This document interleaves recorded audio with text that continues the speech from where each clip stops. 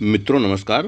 हम अपने महान उद्देश्य मिशन फाइनेंशियल फ्रीडम में महान पुस्तक सोचिए और अमीर बनिए चला रहे थे अब तक। तो इस पुस्तक का सबसे आखिरी लेसन भय के 6 भूतों को चतुराई से कैसे दूर भगाएं, ये चल रहा था। और आज इस लेसन का सबसे आखिरी हिस्सा यानी भाग नंबर 9 हम आपके लिए प्रस्तुत करने जा रहे हैं, जिसकी हेडिंग है केवल नाम के बूढ़े आदमी द्वारा बनाए गए 57 प्रसिद्ध बहाने।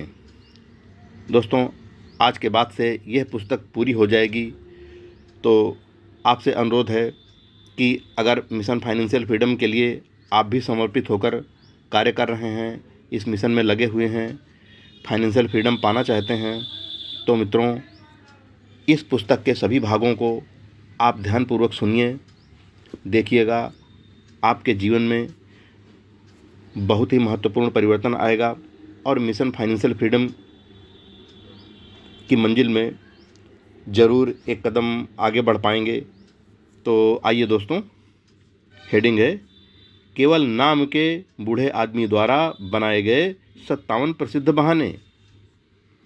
जो लोग सफल नहीं होते हैं उनमें आमतौर पर एक खास विशेषता होती है, जिन्हें विफलता के सभी कारणों का पता होता है और वे उपलब्धि की अपनी कमी के स्पष्टीकरण के लिए विश्वस्त ठोस बहाने बनाते हैं। इन बहानों में से कुछ चालाक होते हैं और उनमें से कुछ तथ्यों द्वारा तर्कसंगत भी होते हैं, लेकिन बहानों को पैसे के लिए इस्तेमाल नहीं किया जा सकता है। दुनिया केवल एक ही बात जानना चाहती है, क्या आपने सफलता हासिल कर ली है? एक चरित्र विश्लेषक ने अपने अधिक इस्तेमाल किए जाने वाले बहानों की सूची तैयार की है। जब आप सूची पढ़ें, ध्यान से अपने आप को देखें और निर्धारण करें कि यदि कोई है तो इनमें से कितने बहाने हैं जो आप करते हैं। यह भी याद रखें, इस पुस्तक में प्रस्तुत दर्शन इनमें से हर एक बहाने को मिटा सकता है। यदि मेरे पास पत्नी और परिवार न होता, यदि मेरे पास काफ़ी शक्ति होती, यदि मेरे पास पैसे होते, यदि मेरे पास अच्छी शिक्षा होती, यदि मुझे एक नौकरी मिल जाती, यदि मेरा स्वास्थ्य अच्छा होता, यदि मेरे पास समय होता, यदि समय बेहतर होता, यदि अन्य लोग मुझे समझ पाते, यदि मेरे आसपास की परिस्थिति भिन्न होती, यदि मैं अपना जीवन एक बार फिर से जी पाता, यदि मुझे इस बात का डर नहीं होता कि वे क्या कहेंगे, यदि मुझे एक मौका मिल गया होता, यदि मेरे पास अब एक मौका होता, यदि अन्य लोगों ने मुझे ये हानि नहीं पहुंचाई होती, यदि मुझे कुछ रोक नहीं पाता, यदि मैं युवा होता, यदि मैं सिर्फ वह कर पाता जो मैं चाहता हूँ, यदि मैं अमीर पैदा हुआ होता, यदि मैं सही लोगों से मिल पाता, यदि मुझ में वह प्रतिभा होती जो कुछ लोगों के पास है, यदि मैं हिम्मत से अपने आप पर दावा करता, यदि मैंने केवल अतीत के सुनहरे अवसर को गले लगा लिया होता, यदि लोगों ने मेरी संवेदनाओं को भड़काया नहीं होता, घर संभालना और बच्चों की देखभाल करना नहीं होता, यदि मैं कुछ पैसे बचा सकता, यदि बॉस ने मेरी सराहना की होती, यदि मेरे पास कोई मेरी मदद करने के लिए होता, यदि मेरे परिवार ने मुझे समझा होता, यदि मैं एक बड़े शहर में रहता होता, यदि मैं बस शुरू कर पाता, यदि मैं स्वतंत्र होता, यदि मेरे पास कुछ लोगों जैसा व्यक्तित्व होता, यदि मैं इतना मोटा नहीं होता, यदि मेरी प्रतिभा जानी जाती, यदि मुझे बस एक अवसर मिल पाता, यदि मैं ऋण से मुक्त हो पाता, यदि मैं असफल नहीं होता, यदि मुझे पता होता कि यदि हर कोई मेरा विरोध नहीं करता, यदि मेरे पास इतनी सारी चिंताएं नहीं होती, यदि मैं सही व्यक्ति से शादी कर पाता, यदि लोग इतने बेवकूफ़ नहीं होते, यदि मेरा परिवार इतना फिजूल खर्च नहीं होता, यदि मुझे खुद के बारे में विश्वास होता, यदि भाग्य मेरे खिलाफ नहीं होता, यदि मैं गलत सितारों में पैदा नहीं हुआ होता, यदि यह सच नहीं होता कि जो होना है हो जाएगा, यदि मुझे इतनी मेहनत नहीं करनी पड़ती, यदि मैंने अपना पैसा नहीं खोया होता, यदि मैं एक अलग पड़ोस में रहता होता, यदि मेरा कोई अतीत नहीं होता, यदि मेरे पास खुद का व्यवसाय होता, यदि अन्य लोग मेरी बात सिर्फ सुन लेते, यदि और यह उन सभी में सबसे बड़ा है, अपने आप को वास्तविक रूप में देखने का साहस होता, तो मैं खोज पाता कि मेरे पास क्या गलत है और उसे सही करता।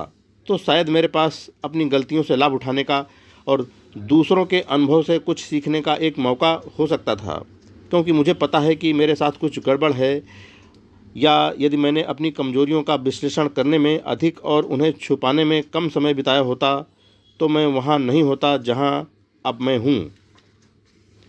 विफलता के स्पष्टीकरण की व्याख्या करने के लिए बहाने बनाना एक राष्ट्रीय सगल है।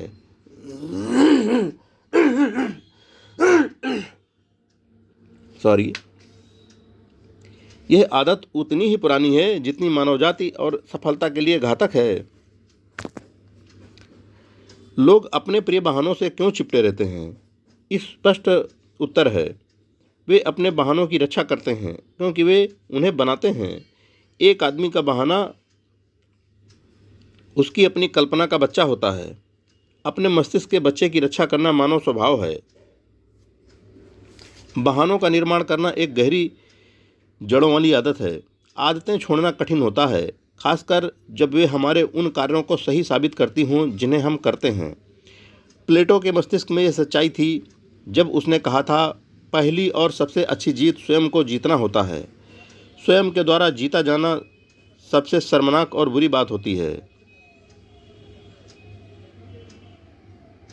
एक और दार्शनिक के मस्तिष्क में ऐसा ही विचार था जब उसने कहा था, यह मेरे लिए एक महान आश्चर्य था जब मैंने खोजा कि जितनी भी कुरूपता मैंने दूसरों में देखी थी, वह अधिकांश मेरी अपनी ही प्रकृति का प्रतिबिंब थी।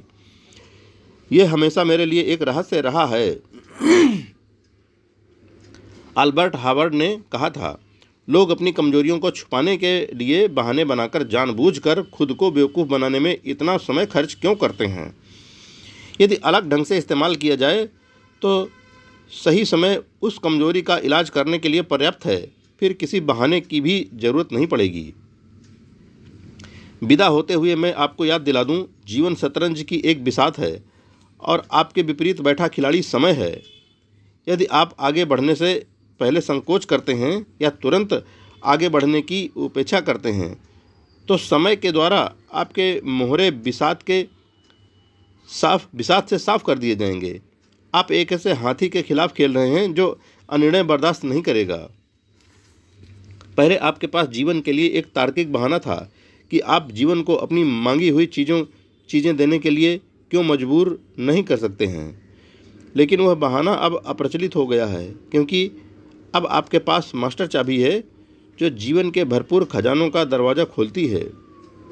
मास्टर चाबी अमूर्त है, लेकिन यह शक्तिशाली है। दौलत के निश्चित रूप के लिए आपके अपने मस्तिष्क में एक तीव्र इच्छा उत्पन्न करना एक विशेषाधिकार है। चाबी के उपयोग के लिए कोई दंड नहीं है, लेकिन यदि आप इसका इस्तेमाल नहीं करते हैं तो आपको एक कीमत का भुगतान करना होगा। वह कीमत है विफलता। यदि आप चाबी का उपयोग करते हैं तो अद्भुत अनुपात का इनाम, यह वह संतुष्टि और उन सभी के लिए जो स्वयं को जीतते हैं और जीवन को वह सब कुछ देने के लिए मजबूर करते हैं जो वे चाहते हैं। इनाम आपके प्रयास के अनुरूप होता है। क्या आप शुरू करेंगे और आश्वस्त होंगे? अमर इमर्सन ने कहा था, यदि हम जुड़े हुए हैं तो हम मिलेंगे। आखिर में क्या मैं उनके विचार उधार लेकर कह सकता हूँ, यदि हम जुड़े हुए हैं तो हम इन पृष्ठों के माध्यम से मिल चुके हैं। जय हिंद दोस्तों। आज हमारी यह महान पुस्तक सोचिए और अमीर बनिए, जो कि नेपोलियन हिल द्वारा लिखी गई है, आज सफलतापूर्वक पूरी हो गई है। दोस्तों, आपको पुनः सुझाव है कि आप इस पुस्तक के जितने भी लेसन हैं, जितने भी भागों में वीडियो के रूप में यह पुस्तक हमने लोड की है, इन्हें एक एक करके ज़रूर सुने। देखिएगा दोस्तों, आपके जीवन में महान क्रांति आएगी। पुनः जय हिंद फ्रेंड्स।